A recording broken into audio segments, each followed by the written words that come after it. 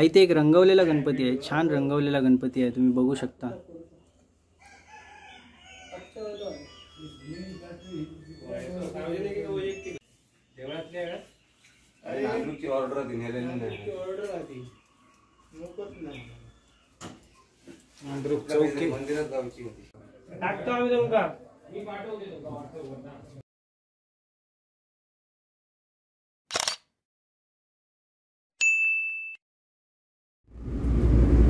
नमस्कार, मी अक्षय नेरुरकर, मालवणी विरण बाजारमध्ये आपलं स्वागत आहे।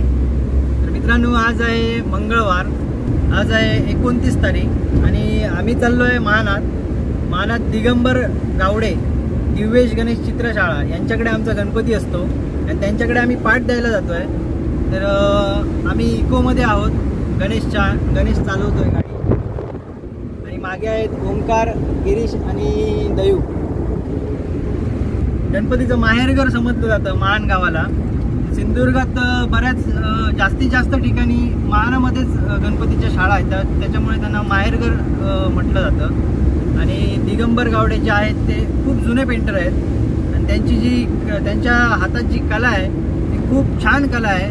ते बऱ्याच प्रकारचे वेगवेगळ्या मूर्त्या बनवतात आणि गणपतीच्या मूर्त्या तर एक नंबर छान, म्हणजे खूपच छान बनवतात। आमची बऱ्याच वर्षांपासून आमचा त्यांच्याकडेच पाठ असतो गणपतीचा, तर त्याच्यामुळे आता आपण महानात जाणार आहोत। त्यांची जी गणपतीची शाळा आहे ती तुम्हाला मी दाखवणार आहे, तर बघा।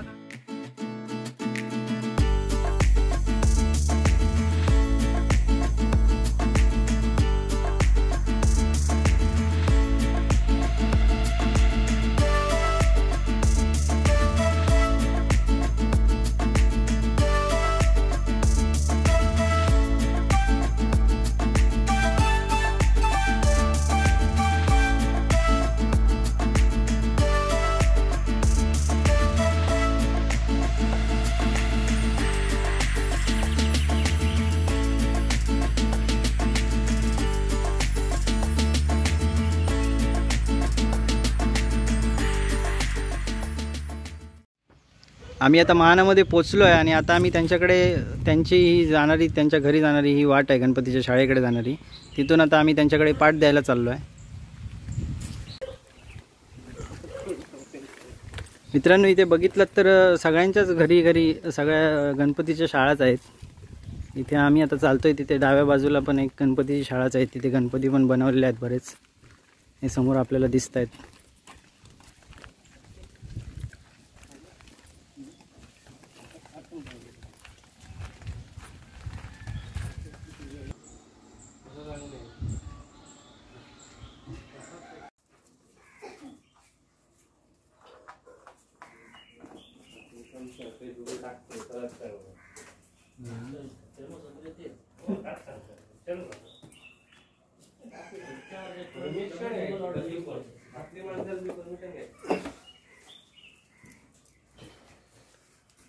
हे आहेत दिगंबर गावडे यांचे सुपुत्र शरद गावडे।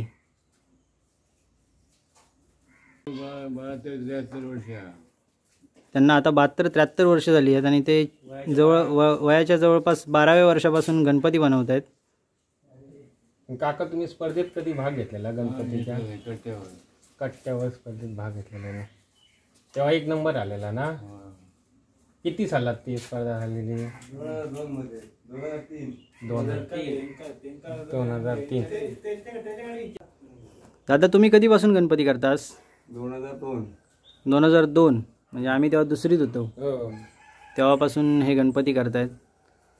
हे अजून बरीच कामं करतात, हे पेंटिंगची पण कामं करतात, रंगकाम वगैरे, बिल्डिंग, घर यांचे रंगकाम वगैरे सगळी कामं करतात हे, आणि बऱ्याच वर्षापासून आमच्या ओळखीचे आहेत। आम्ही हक्काने इथे येतो, जेव्हा आमचा चालू असतो इथे, तेव्हा मध्ये मध्ये आम्ही इथे हक्काने येतो आणि गणपती बघून जातो। पण ह्या वर्षी जरा कोरोनाच्या सतर्कतेमुळे त्यांनी जरा इथे बाहेर सगळ्यांना म्हणजे मास्क लावूनच आतमध्ये प्रवेश करा असं लिहून ठेवलं आहे बाहेर। त्यांना जे मदत करणार आहेत त्यांना जर कोणाला कोरोनाचा संसर्ग झाला तर त्यांचं काम इथे थांबणार आहे, त्याच्यामुळे त्यांनी तेवढी काळजी घेतलेली आहे। आणि यावर्षी पण बरेच गणपती आहेत त्यांच्याकडे, तर यानंतर पण आपण मध्येच येणार आहोत। इथे छान छान छान मूर्त्या इथे करून ठेवलेल्या आहेत।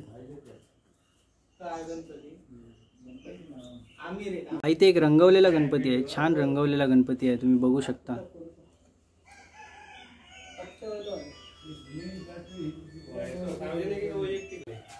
इथे एक हनुमानाची मूर्ती केलेली आहे, छान मूर्ती केलेली आहे, ही सिमेंटमध्ये केलेली आहे. तुम्ही बघू शकता छान. इथे त्यांच्या पायाचा आकार, हाताचा आकार जसं आपण फोटोमध्ये बघतो तसंच यांनी हुबेहूब इथे केलेलं आहे.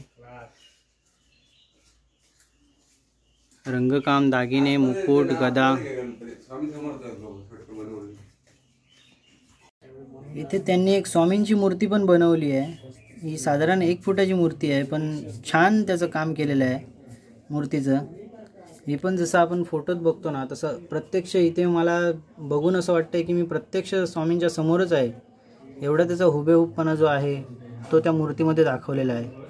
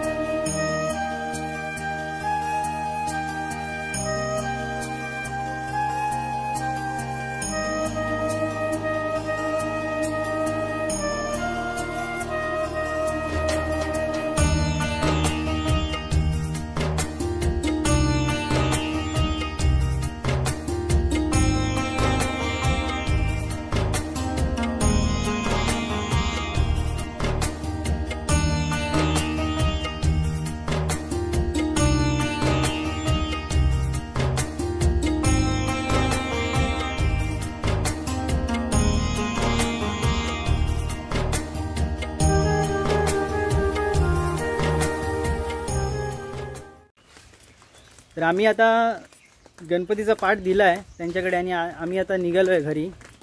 तर छान होती त्यांची शाळा, मस्त. आम्ही काय लहानपणापासूनच येतो आहे, पण तुम्हाला समजायला पाहिजे, कधीतरी या, कधीतरी एकदा रंगकाम जेव्हा चालू असेल तेव्हा तुम्ही भेट देऊन बघा त्यांच्या शाळेला.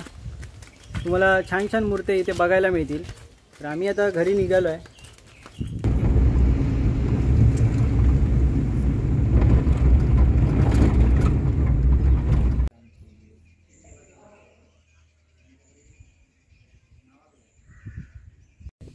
तर मित्रांनो, हे भराडी देवीचं मंदिर आहे आणि आम्ही आता घरी जात होतो तर आमच्या मनात आलं की आम्ही जरा भराडी देवीचं दर्शन घेऊया. आमची ग्रामदैवता पण भराडी देवीच आहे, तर त्याच्यामुळे आम्ही अंगणेवाडी मार्गे जरा मार्ग बदलला आमचा आणि अंगणेवाडी मार्गे आम्ही आलो. तर आम्ही आता हे बाहेरूनच दर्शन घेऊन, आतमध्ये प्रवेशास बंदी आहे त्याच्यामुळे आम्ही बाहेरूनच आता दर्शन घेऊन घरी जाणार आहोत. तर दर्शन घेण्यासाठी आम्ही फक्त आमची गाडी इथे थांबवली आणि फक्त बाहेरूनच दर्शन घेतो आहे.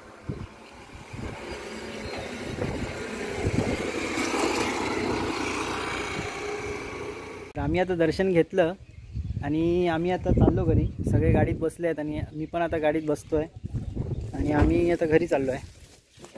तर मित्रांनो, तुम्हाला व्हिडिओ कसा वाटला हे मला कमेंटमध्ये सांगा. व्हिडिओ आवडला तर लाईक करा, शेअर करा आणि जर कोणी नवीन असेल तर सबस्क्राईब करा.